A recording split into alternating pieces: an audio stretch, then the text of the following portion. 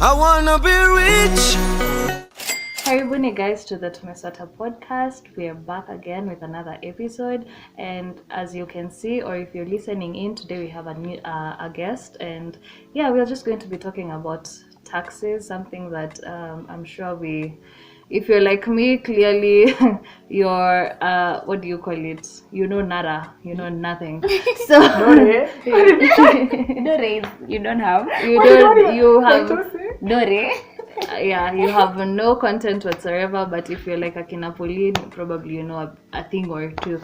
Yeah, so you're with me, Abigail the Disobedient budgeter, Amira, your favorite impulsive spender, and Pauline, your indecisive saver. And this is the Tume ota podcast, because indeed Tume ota lakini tunaomoka. Ding ding ding. Yes, so we have a guest with us today. That guest is my cousin. My first cousin. Proud. This is my proud cousin. He'll introduce himself later, but he's the guru. He's the guru when it matters taxes, matters accounts, matters finances, matters all those things. Yes, so we are glad to have him with us. Yes, welcome. And before you introduce yourself officially, so on the show when we have a guest, one thing we do is we have a segment called Tume Jam, where you get to rant about anything that's disturbing you, anything that's annoying you, something that you're just mad about, that you just want to like let off some steam before we get into the podcast. And every time we have a guest, we give them the honor to do it. We usually do it when we're alone, but when a guest is here, we ask them what are they jamming about. So I ask you the question, what are you jamming about? Wow, I have a lot. But I don't sound politically something or anything, but I have a lot of things. You can be yourself. No political. No, yesterday I watched a video, actually, of someone who wanted to bring in a machine in Kenya to drill boreholes in Lodwar, Turkana, penye wana mashida za maji. They have problem of water. But that guy, he got to Mombasa and he was asked for 80 million. Yes, 80 million. 80? Yes, and I'm later 80 million to help people get access to water. Yes. And he was like, he called it charitable tax. Because he was bringing a borehole to drill holes in Kenya to people to get water. In Garissa, in Wajir, in Turkana. You know what he did? He put back the machine in a ship and took it back to UK. That guy was asked a question. The question, the story started by him being asked a question. What is the most corrupt thing you ever seen? He said Kenya. Yeah. He said, I've not visited Nigeria, but Nigeria. He's not been there yet. Oh, okay. But Kenya, I took a machine. But I can tell you this, it is true, and it is sad. Yeah. And we live in this country. Wow. So I can tell you this, what so I can rant about. They're going to go without water. What I can rant about is that we're in a country that does not care about ourselves. Yeah, true. We're in a country that just, I don't know, the leaders just think about themselves. I follow a lot about, there is a lawyer by the name Amidst, and he talks about, he's from those areas, Garissa and everything. Just recently they ousted their governor. He said about the money that is taken to those counties is a lot, and I wonder, what does it do? And I see him was like actually complain, Muko na pesa, what do you do with this money? So we have a country that is corrupt, that it is sad, that at the moment I will sound politically incorrect, not your show, myself, Bibia is nonsense. It is me talking. Bibia is nonsense.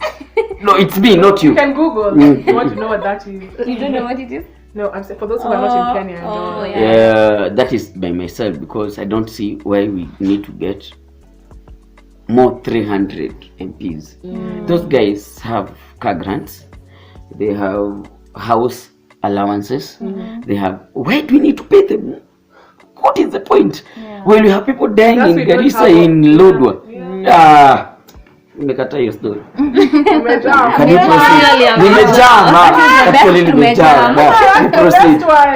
Yeah, but it's really sad because it's just like there's so much opportunity and resources. It's not that Africa we are broke. We actually have the capacity to help our people, but greed.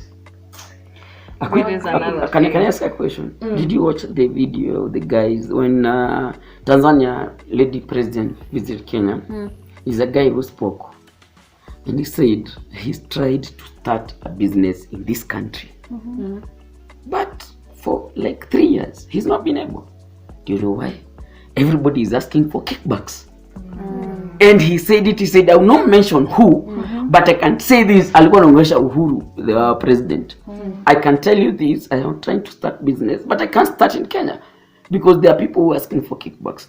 We had stories, I cannot confirm this, but I had stories of Dagotes wanted to start a cement industry in Kenya. He was not able, and he went to Tanzania. Another story I had, I cannot confirm. Uganda wanted to pass their rail through Kenya, but they never managed. You know what they did? They went to Tanzania. So what are they doing themselves? Do you know a Tanzania na ikuja Kenya nasemaga nimeenda majuu. Lakini sasa with the rate itakuwa huko ni majuu kuliko with the rate hapo majuu means like we are better. We are actually better than the two countries that are next to us. However, with the rate that we are living in, I'm thinking that tunaenda chini. They are going to. But can I ask you a question on the other side, like from a point of, for example, if I have like, let's say we're all Kenyan, and I'm constantly letting people who are not Kenyans, I'm creating jobs for them and opportunities for them to make money from my land. Is there necessarily like maybe a positive by not allowing so much international like people to build businesses? Does it create for more opportunities for locals to then build the businesses? Like, could there be a positive also for it? By them not allowing that? I personally think when you bring in people from foreign countries to do business in your area, and let me talk about Nodori or Kalawi in our area. If you bring someone from USA, from UK to do from business China. There, trust you me, they are going to employ people, and those people are from that area. They are going to create employment. And from that employment, those guys are going to have a meal at the end of the day. So when you have people around you who are doing business, who are investing with you, that's a good thing. That's a good thing. It's always a good thing. And trust you me, Amira, from your village, if you have someone who comes in and says, I want to do flowers something here, they will employ everybody from that village. And people will get money. I think it's a good thing, personally. That's a whole other podcast. Did they respond? Yes. That's a whole other podcast, but because we can't be here all day, I guess you're going to I'll hand this to Pauline, who will just talk about why we're here, what the agenda for. We've not even given him the chance to introduce himself. Exactly. But we just said it was our cousin and everything, but we don't really know who Pauline's cousin is. So this accountant is. So Evans, tuambie we ni nani? So I need to say who I am. Tunaweza kupata we ni wapi ama unafanya nini? In a lot of places you can find me. I'm Evans. Nguku, those are my names. I have a firm. Evans Nguku Associates. Registered CPA. I call myself CPA. Actually, I'm called CPA Nguku. Soon nitaita Dr. Nguku. Nafika hapo. CPA, does it have is it an abbreviation of something? CPA is Certified Public Accountant. Okay. That means I am certified to be an accountant of anything. Yeah. And you have to be. Unfortunately, Pauline did mention to you I have some Luo background. So. I'm feeling it. I'm identifying. So there are those Luo things. What did Anto say when he came? That he had a guest here who's also a Kikuyu, but he said that his mannerism, he tells people that he's from Karibuni. You're like, what? What is Karibuni? As in Karen.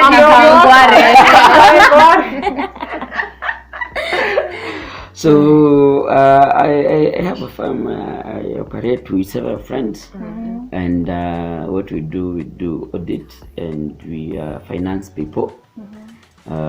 Ourselves, our job is to first of all advise clients in terms of managing their taxes and their books, and basically accounting.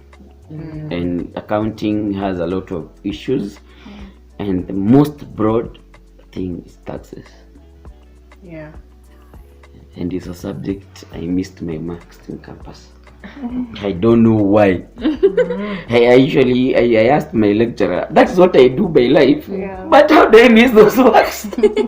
So basically that is what I do in life. I am a tax expert, tax consultant, and have worked with several firms, actually big firms. One I'm reporting actually on Wednesday. And I'm just consulting for them for a month, and I've done so many amazing things with several people connection with the Kenya Revenue Authority. We are sorry. Okay. We are sorry. All right. Apologies. Before we dive into what you're talking about, we just want to say that we're not experts. Yes. As a matter of fact, I'm already scared about this topic and I'm ready to learn. So we are not experts, and that's why we called Evans to help us with it. So we have a few questions that personally we personally have, and then some that we got from those who responded from the poll from what we had sent on our socials. Yes. But before that, I think we're just going we to just start wanted you with to the- explain on the basics, because like Pauline said, this is a topic that can be very intimidating, very scary. People hear taxes and your mind just wants to run in the other direction, and so we feel like our generation, we want to remove a bit of the fear from it, and so give people a bit of information. So even just in the most basic language, as if you're explaining to a child, you just want to know, first of all, what is taxes? Obviously June is now the season where everyone is trying to figure out and file their taxes. So what is taxes? What is KRA? Why do we have to file taxes? Like, just in a basic, simple, understandable English, what is it at its core, like the concept of taxes, for those who may be wondering what is taxes. The question is just what is taxes. We start with this. Why taxes? There are countries that does not even have taxes, like Dubai. Yes. Dubai, they don't even have any taxes because they have other ways of funding themselves. Like in a country in Kenya, here, taxes is what funds the government. Okay, funds the corruption. Let's say it as it is. It funds the corruption. Tusidanganyane niyo. So taxes is what funds the government, what runs everything that is never running, because it's never running. We should have a fire station around here. We don't have it. We should. We don't have it. Yeah. But technically, they say that taxes is like, even though I'm paying to the government, you're supposed to see it your money being put to good use. The other day, I had the government spokesman, this military guy. He said that UK pays more taxes than we do. It is very true. We pay taxes in terms of income tax. We pay 30%. That means if you earn 100 shillings, you give the government 30 shillings, you remain with 70. That is what it is. That's a lot to me. UK, the taxes are 50 actually. Yeah, they're high. But now, but they also see benefits of paying. That's where I was headed. So taxes is what funds the government. What we actually fund these things nimekasirika about it, sitaki kuitaja tena. That funds everything that runs. I'm very mad about it, by the way. Ulisema kasirika, ungenipatia hata 1 hour kasirika kabisa. So taxes is what funds almost, actually not almost, everything that runs in government, because if you look at it in this way, like now, lose your ID, how much are you going to pay? 100 shillings. Oh, I Yep. Look, just have I too lost the idea? They are called government because fees. last I left the people aren't paying. Actually, it was No, not I'm even hearing paid. people are paying. Yeah. Just the other day, nimeanza kulipwa. So those are called government fees. Government fees are extremely low in every sector. Hata kwa KRA, government fee yao utapata you bought a land worth 2 million, but you're paying them 2,000. Yeah, very low. So government fee is one of the sources the government makes money, but taxes is what government makes money. So that is how taxes happen, and we have to pay taxes in Kenya. Our cap is at 30 so far, but when COVID came through, and is our it president 30 standard regardless of what it's 30. That means when you get 100, 30 ni yao, 100 ni yako. 100 means 100,000, 100 million, 100 shillings. That we should don't do happen. like the US. It's not like how the US, it's like the higher you go, the more your tax. We have that. Like... We have that. I'm about to get to that. However, just the other day, when COVID came in, the president gave us some tax holiday. The one they are promising us. The other thing, but I'm not talking about it. He told us that we are going to be paying actually at 25%, not 30. That means if you make 100, you're not going to pay them 30,000. You're going to pay them 25,000. And they have actually, that's a holiday. I'd be struggling still. That's a holiday they gave us, and so they gave us another holiday in terms of pay as you earn. If you are employed, if you're employed, there is self-employed. We did it ourselves. There is a tax holiday they also gave us in pay, where they say the tax relief. There's something called tax relief. I don't understand this, by the way. They tax you at, let's say, 30% rate.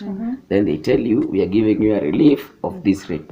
The reason that relief is there. Even if you see it in Safaricom, they'd send you a message when you send some, when you're even buying credit. You have a relief. Yes. Relief, but I wouldn't. The relief, what it does is something they can take away from you, and they can. It's something, but they can't take up the cap. No, the tax relief they can say, no relief here 2,400. Saying 2,400, it actually used to be 4,008. 1408, and before that it would be 12,000, 1,211. I'm also not getting. So how does this tax relief help you, or what does it do? You are taxed, let's say 2,000. You have a tax relief of 2,400. That means you will not be taxed because you're over and above the relief. Yes. I think you're taxed from your income. Your income is taxed. Let's say you're taxed 3,000. Then you're given a relief by the government. Relief ni kusaidiwa. Relief inamaanisha kusaidiwa. So the government says we have taxed you 3,000, but we are relieving you 2,400. So how much are you paying? 600. Okay. How much are you paying? But this relief, ni kitu wanaweza fanya hivi. Of course, that's why they have that relief. So Uhuru introduced that to 2,400 just the other day, and he maintained it actually. And we struggled to make sure that we were not sure what anataka kuendelea, but he maintained it. And as we speak at the moment, every Kenyan, as you pay taxes, you have 25,824 shillings of relief. Yes, that you keep home of relief this year. Last year and this year. So let me ask you, if my salary is below that, for example, somebody's salary is below that, then they have no taxes. Actually, if your salary is below 25,000, you're not paying any tax.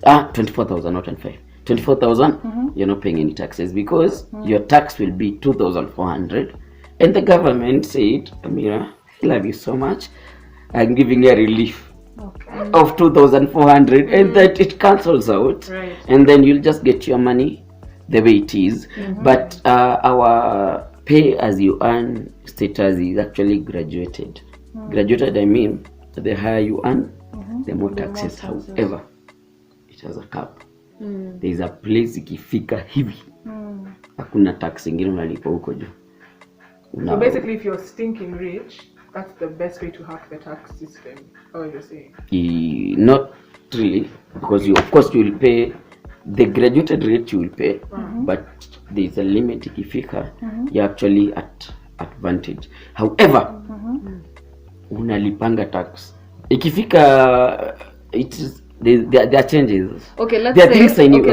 let's put figures into it. Let's say, because I think when we don't put figures into it, people don't understand. So like let's use small figures, like 100,000 is like the top notch kabisa. So like for this person, what does it mean for them when they're at 100,000? Does it mean that wakifika 100,000 they won't pay taxes anymore? No. What happens? No, you will pay much. What we do in taxes. Let me use the older model. I am more familiar with the older model than the newer model. Okay. When you had 1,000 to 10 to 13,000, there is a rate. The rate is 10%. From 13,000 to 20,000 to 15,000, 15%. From 15 to 25, 20%. Evo, you didn't graduate. So 30% is the max. That is max. That was max. Okay. So when it gets to a figure which was 38, then, not now, I'm not using the now philosophy. When it got to 38, anything above 38 was still taxed at 38. No, at now 30%. Anything above, yeah. So it goes behind. Na unapigwa kupigwa. Anything from 38,000, if you make from 38 to whichever figure, you're being taxed 30%. Ilikuwa inaenda hivyo. That is the older model. There is a newer model, and I can tell you, I actually had made a formula for that. That's why I have it.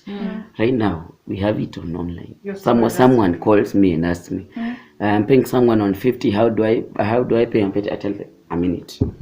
I go to Google, I get something and chop. So I have not really thought about it. Effects of internet. You're thinking, because there is an app we use. You just put in the figure. How much are you paying? 150. I'm paying so much. So I just send the payslip.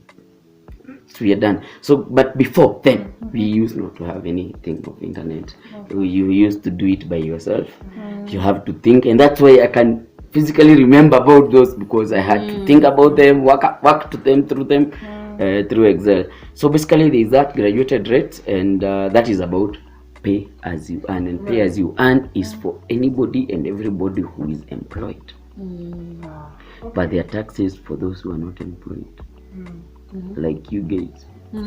So what are we being taxed here? There are several tax brackets, and for businesses, when you talk about income tax, because pay actually is an income tax, because it's what you earn that is being taxed. Income tax has several brackets as well. There is something we call TOT, turnover tax. Turnover tax is charged to individuals who run businesses that make below 5 million in a year. And turnover tax, at first, actually, originally, it was introduced at 3% of your revenue. Store expenses. Without removing the expenditure. Yes. You put 100,000 to a 3%. Umepata nini? However, due to COVID, Uhuru akaintroduce akasema ikuwe 1%. It is still maintained at 1% at the moment. That's not so bad. You know, actually, a friend of my Kevo pays 1%. Oh, okay. He's a friend of ours. He pays 1% of the taxes, and to the government. Yeah. Everything you earn, just give them 1%. That is turnover tax. It sounds small, but if you think about it, if you have 10 million, 1 million is going to the government, regardless of the expenses. That's what it means. Yes, it is. It sounds small, like figures, but when but it's below 5 million. It's any you earn below 5 million in a year. Yeah. In a year actually. So those are small businesses that are trying to establish themselves. So the government gives you that opportunity, and the only challenge, it has to be in an individual's, like a business name, which has to be in your PIN. When it becomes a limited company, you have to pay what we call corporate tax. Corporate tax, that is what was being charged previously at 30, currently at 25%. Corporate tax ni ya kampuni. And that's where we come in, we prepare audited accounts and we audit your books, we do your returns, and we establish how much tax you're supposed to pay, and then you pay. This corporate tax has several things. It has something we call installment tax. In it, installment, as it sounds, it is installment. Installment ni kupeana kidogo kidogo. So installment tax has its dates and deadlines, 20th of April, 20th of June, 20th of September, and 20th of December. Installment is, you look at your revenue this year. Let's say you made 2 million in terms of profit after your books have been audited. Taxes of 2 million previously, I am using the previous regime, was 30%. That is 300,000, right? Now, what the government assumes and everybody assumes is your business will grow by 10%. So you pay taxes of 300,000 times 110%. You establish, next year I am going to pay taxes of 310. Then you divide by 4. So installments you pay in 4 months. I'm remembering why I didn't like math. So you divide by 4. So every I'm doing calculations in my head. the months I mentioned, that is 20th of April, 20th of June, 20th of September, and December. You divide the 310 figure and you pay on a monthly basis. What happens at the end of the year? Of course, this money you paid for the year, this one that we are in. So you will deduct it in your tax payable the next year. It's still nearly, it's a good scheme. What they do is that you're supposed to give us 300,000. You may not have that money at the end of the year. But kindly, after 4 months, just give us something. Tutakuja kupunguza, dika kupunguza dedi. Tulipe tu kidogo kidogo, juu uko na dedi yetu. Point is, you owe us. So it's kind of like, like when somebody goes to prison and then you're paying bail. Yes. Bail is 10%. You don't have to pay the entire bail. Yes, yeah, you can. You just need to give them an assurance that you come back to your court date or something like that. But now you pay in advance. Like for instance, anybody who is paying for installments this year, they are paying for their taxes that will be filed next year. And the deadline is actually on 30th of April. So if you don't do that, your business is shut down. Not shut down. You will be in trouble paying because you'll have to pay taxes at the end of the day. Do they fine you? Yes, they do. Yes, they do. They do. They make very much bad calls. They call you, they email you, they tell you not paid installment, and there are penalties towards not paying installments, and you pay. We were talking. Sijamaliza. Kuna tax ingine. I just spoke about installment. Let me go to withholding tax. Oh yes. Withholding tax. You offer professional services. Like for instance, Pauline, you are a consultant somewhere. You went, you offered your services, and your pay is 40,000. The company is obliged to deduct 5% of that money and pay to KRA. And tell KRA what? Do you know what? We paid Pauline 40,000. So Pauline needs to pay taxes. That's what that is about. So withholding taxes for any professional services, and there are several withholding taxes, by the way. There is one for construction, which is at 3%. There is one for profession, which is the most common. Professional services is the one where you do a P9 form. Like for instance, no, profession don't do a P9 is pay. Professional services, like for instance, I'm seated here. You're asking me questions. Assuming you guys had good money, I will ask you for pay. Mgenilipa maybe 30,000. Unambia, thank you Google for coming. Shika 30,000 yako. I'm offering professional services. Mgenikata. So as we'll go and report also. You have to file and deduct me when you. My bill is 30,000. I deduct that 5%. 5%. Pay, and I have to give you my PIN. And from that PIN, Kere can tell how much did Pauline make, how much did Nguku make. Because you have to declare, I paid so and so this much, and now yourself, you have to go and file your returns and declare what you did with the money. Okay, so that means that when we pay you, so ndio tutatoa from your 30%. Yeah. You don't pay me the whole amount. Okay. Yeah. Now we've understood. So, and then obviously lastly, there's also VAT. Now, VAT is not a tax. VAT is not a tax that you pay. Is a VAT is something you pay for, and it's a collecting agency. Let me use the term collecting agency, because VAT, for everything you buy, actually most of the things you buy, you pay for VAT. And the person you buy from also pays for VAT. This is what happens about VAT. I will use an example that is here. I buy goods worth 100,000. I pay for VAT worth 16,000. These goods I sell at 150,000. I pay for VAT 150,000, inclusive of VAT, it comes to around 180. So there is VAT there of 30,000.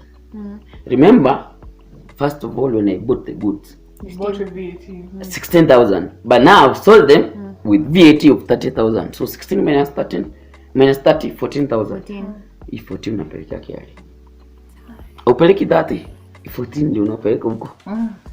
So because there is the purchase and the sale, VAT is about collecting and selling. VAT is not actually an income tax, it's actually a VAT tax, value added tax. I bought them, I added value because I presented them in a very nice shop. It's a value. So I added value and I sold to you because you love the shop. Si shop iko Westi. Buy vitu za buru.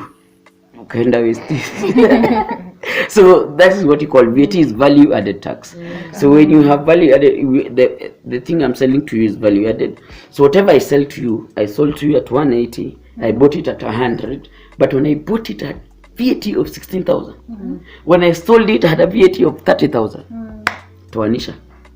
Hii imebaki juu na mbona kiare umeniokotea. Si ulete hiyo umeniokotea.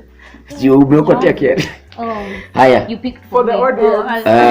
And then there is a DST tax. DST is what we call digital service tax. It was introduced just the other day by the current government we have. And it is not very complicated as long as you make money online, and anything that is downloadable, distributable, and you are receiving any funds in Kenya, not outside the country, in Kenya, you will pay. It's similar to turnover tax. I talked about turnover tax previously. It's a percentage of your revenue that you made from online. Say Tume ota made some money. Like if you got a sponsorship deal. Yes. The money you make from that is supposed to be taxed at 1.5% of your revenue, without regarding the expenses you incurred. So let me ask you this question before we go to our questions. Yes. A lot of people, young people, have businesses, we know this. You'll see somebody has a page on Instagram, let's say they're cooking or whatever, and they have even a name, a logo, but they haven't officially, the business is not official, officially registered. So then that now you'll file as an individual. You won't file as a Yes. Okay. Yeah, no, if you have a business which is not limited company, a partnership, and you're doing a business, your individual PIN is what is used to represent yourself. And remember, if that business makes less than 5 million in a year, you can pay TOT, turnover tax, which is 1% at the moment. Yes. So now we'll go to our questions. Obviously, guys, there's so much, but taxes are here to stay. So don't worry, we'll talk about this issue over and over. And you can find Benito. And we'll find Ervan. But I just wanted to ask you, taxes, typically, in the real sense, corruption aside, they actually were the concept is actually positive. So in an ideal world, us paying taxes, what should we see our taxes going to? What should they be doing for the country? Ideally, at the end, in the real sense, they're supposed to feel the benefit of our paying tax. It's not supposed to feel like a burden, because you're supposed to see the fruits of the tax. First of all, I'll tell you this: medication. We have a problem in that area. The Tume Jam segment, I should do them, so many of them. It was very wrong for the government to devolve medical. That one never works, because every county behaves the way they feel like, and you will Here in Nairobi, you're very okay. In Garissa, they have striked. In whichever county, yani, there are usually issues and they are managed differently. So, first of all, taxes should make sure we have proper education. As a human being, I should be proud to go to Kenyatta. Trust you me today. Amira just asked me what taxes should be doing. Yeah. In an ideal world, And I just mentioned you should offer medical services for the citizens. And then there's something else. Actually, your dad told me one day. We were driving somewhere, there are a lot of potholes on the road. And he said, when you go to South Africa, you don't fight these things, but here we have them. So another thing is such things like make sure the roads are okay. And off camera, we just spoke about things like firefighters. Sonko started something here. Hapa tu, Simbali. Yeah, no. Sonko is our former governor. Yeah, our former governor started something, Manyanja Road. Charina up opposite, which has not been launched. There was a firefighting station there because we need something around that can take care of the citizen just in case anything happens, because a fire will start. Kenya, we don't have firefighters. We have one, but we have in Nairobi town. Before it gets here, it's the only one. The traffic. Yeah. Wow. And what population do we have around here? Pipeline. And we hear so many fire stories. Yeah. Wow. So those are the things the government should provide with the tax money. But I tell you not. The government does this. They take the money, they plan their own things, and they eat the money. Uko. It is their money. Sad. No. Yeah, no, I don't like it. I don't want to talk about it because of something. They may be watching. They can pick me. I have two very short questions. One. You have a personal one before we go to the audience. No, I don't have a personal one.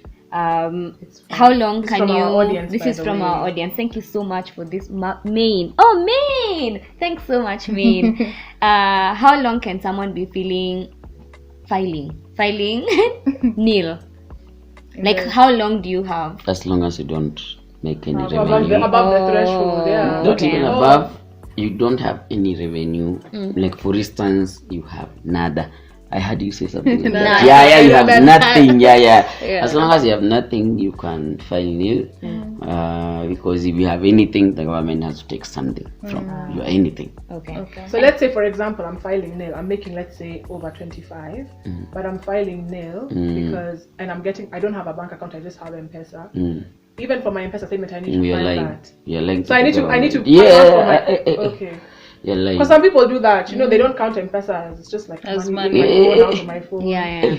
There's a case in court as we speak. Something I'm about to say that will ban, but I won't say. M-Pesa is similar to a bank account. So whatever you receive through M-Pesa is the same way you will receive through the bank, and the same way you will deal with the money. It's money you've received. So M-Pesa is actually, there's a case in the court whereby KRA want to get into people's M-Pesas. Right now they can access. KRA, you're in everything. They can access every account they want. Give us some space. Right now they can access every account they want as long as it's a bank account. But for M-Pesa, nada, not yet. Not yet. So but they're getting there. But Bitcoin, if you receive money and you want to be a honest citizen, so you just declare I received and you just pay. You receive 25,000, just give them the figure and make your life simple.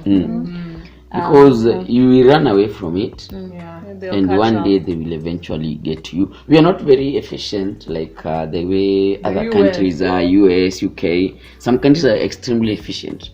For us, they may never get to you, not because they lack the competency and resources, but at times they also choose not to be.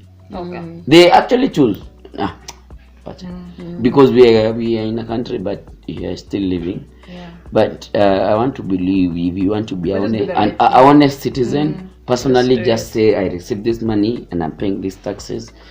Ataka uteka a few expenses there, it's okay, but move forward with honesty. Yes. The second question, I think you already handled it because he's asking he said taxes can be really daunting, especially for small registered businesses. Could you speak on this?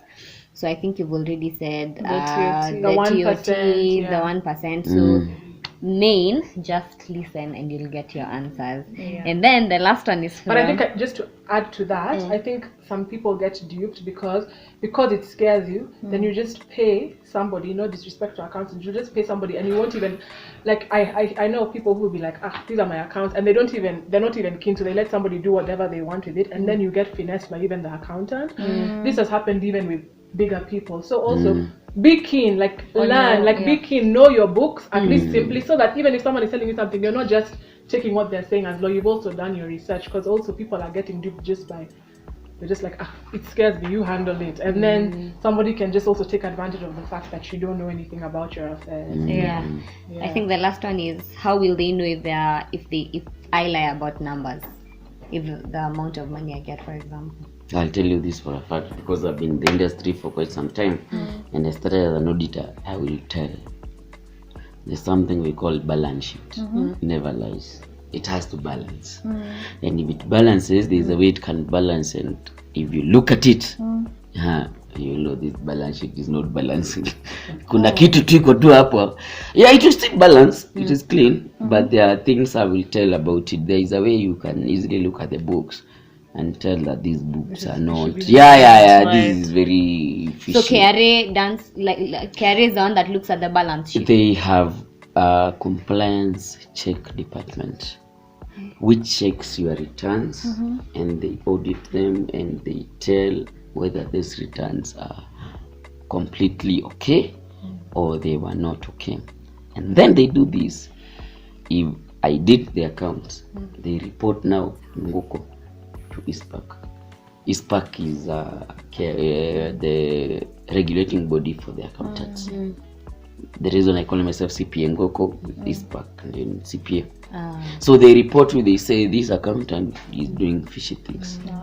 So you as the accountant will not allow that person to lie. Tribunal. Oh, so now if the accountant is actually responsible, so you can't even you can't accept money from someone who wants to lie about the numbers, because you know the repercussion it will have on you. It will get your certificate stripped, and you will have a case to answer with the regulatory body, which is ISPAC. And I don't think that is something anybody will want to. Even if you are being paid 300 or 400,000, it is not worth your certificate. It's not wise, And we know that like Kenya thrives on panya routes. That's why we're so corrupt. Everyone likes the shortcut.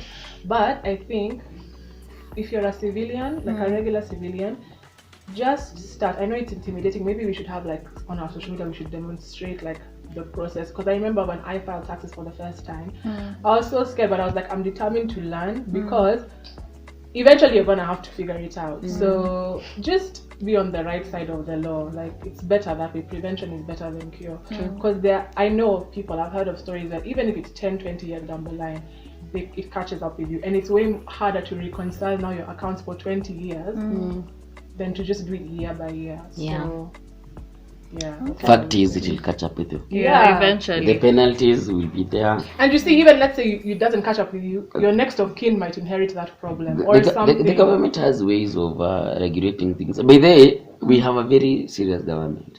Just that they joke around. They have. We have a very serious government. I can tell you this for a fact. If you do a letter, but let me use KRA as an example. If you do a letter to KRA, that letter can be traced from the day you placed it on the desk of the secretary to the day it got to the manager. Every move, it is recorded. They have very serious, sophisticated things. But joking around with our money, well, there is no. I hear even when somebody lands in like an airport, they've already tracked you. They're like, they tracked you. They know you're in. They know where you're going. Like, so they already know. Anyway, let's pay taxes because they are necessary. I pay my taxes as well. You should pay your taxes. You get your 25,000, your 30,000 here and there. Just pay your taxes. The rest, wachia Mungu. Somebody also asked, like, I hate filing returns. Can't they employ someone to do that for them? And then how will the accountants eat and feed their families? Can't they employ someone? Like Can, What like, is the what, meaning? like KRA or the government, someone. they employ somebody to file people there. Can I think about They this? can't. KRA, let's assume KRA employs me. Now I have to come door to door like the way census census. does. I know. Wait, have you filed your returns? Can I find? So what is the question? Yeah. So you get my point. Hey, that's But if you want, you can pay someone to file for you. For you. Pay my cousin. I am here. Talk to Pauline. Yeah. Tanipata. Why is formula milk taxed so highly? I think we were discussing this off air, something about milk being, I don't know. It is actually Yeah, other essential than goods shouldn't be taxed. Other Parts than- should not be taxed. other than that, Things formula like that milk. shouldn't be taxed. Formula milk is an additive. It is not a must. It is not a necessity. Formula milk It's not considered a is necessity. the same thing as Verasidika adding some things on her. It's an additive. Yani it's something you're adding to yourself. But you see the thing. But the thing is, I have to speak up for women even though I'm not a mother. The thing is, there are some women who genuinely cannot Can give breastfeed. milk. Yeah. So what do you do in that event? As per the government, formula milk is an additive. You don't need it for the baby to grow. You have breast milk or anything, so that is treated as something else. Something it's like a you're adding value to the luxury. baby. It's a Yeah, it's a luxury. luxury. Actually, thank you. It's a luxury. You're adding something. You need. Wait, Will someone? Even pads are taxed. What is that? Like Kwanzaa yesterday was. Or is it? I'm not going to talk about. No, as in, like on menstrual When I talk hygiene about day, that, so we'll have another many- Tume Jam series. Even masks. Like to me, it's just there's some things I'm just like really. There are things government consider basic. There are things government consider laxity, like you just said. And I can tell you, formula milk is a laxity. And you, like, for example, But a mask is not a luxury. there is a it's cambio, taxed. there is a camp here. You see, there is a slang, dump here, cambio. You'll never find formula milk in cambio, but you'll find it here. Why? Because here someone has some few coins more than They can afford the other it. person. yeah, exactly. So so the reason why it is Okay, taxed, but to answer, it's because it is an additive. The same way it's considered a laxity. A laxity. Yeah, ni raha yako. So raha yako lipia. Hey, okay. There's So also another question. Or do you have another one? there. Okay. What kind of taxes should I be knowledgeable about before starting a business? I think that one was mentioned. mentioned. Ways to reduce tax, the amount of tax being paid legal ways. There are two things, and I actually We're remember. trying to bypass. I remember we actually were taught literally in class. It's called avoidance of tax and evidence of tax. Avoidance is avoidance is very legal. You use the right ways, which is what is asking, to avoid paying taxes. Evidence is now illegal. Oh, evidence, yeah. Yes, the evidence is illegal. There are several ways. It depends what tax we are talking about. Because if we talked about taxes, first of all, we talked about income tax. And in income tax, there was pay as you earn. There was income tax company where we said it was 30, it is 25. It depends what are you specifically talking about. For an individual, there are very not so many. Actually, the best is paying in house finance, saving in house finance. The last I checked, which is not very soon, was we used to pay 4,000. They give you an allowance. You could not pay now for that 4,000. It's not taxed. You remember we said your money is taxed. So for the 4,000 that you are paying to our housing finance, because you are financing yourself to either get a house or Like a mortgage plot or something like that. or something, you will not pay taxes for that 4,000. Remember you're earning 50. So 50 minus 4, you have 40. 46. Seriously. 50 minus 4. Hey, you have taken so long. Yes, so for the rest 46, that is what will be subjected to taxes. So there are several ways you can avoid. In terms of a limited company, you also have several ways you can actually get assets. I say a company should not own a car more than 4 years, but they just change those rates by then. Oh, okay. You should not own a car for more than 4 years because a car has a what do you call it, depreciation, which you claim wear and tear. It was at 30, has changed just recently to 25%. So basically there are those small things. Unapiga tu hesabu zake. Like you have a car 4 years. Kampuni sell to employer mmoja mwenye anapendi hiyo gari, sell it to him, get another one and start claiming again because you go to claim 25% of it. So in other words, you need to do your research. For what you're trying to avoid, you need to be keen and do your research if you want to understand. There are a lot of ways, but they are not very. They'll never be shouted from the rooftops. You have to do your research to know them. Yes, like no one will tell you. Yes. Because they want their money. But for someone who is employed, there are not so many, and the best is the housing finance. Okay. And also last. This one is funny. Ati, why should we pay taxes when more money can just be printed to do stuff like fund government projects? Why don't they just pay? That is now an economics question, because there is something about printing money which is very different from the taxes bit. And when you print more money, it brings about inflation. That's what I was about to say. That is in terms of economics. Taxes at all. It will weaken the value of the shilling. Of course. Basically, paying taxes is for the government to deliver services to us, and that is what it's all about. Taxes. The actual taxes support the government 80%. The other fees are very minimalist. We apologize that they don't deliver those services in some of our countries.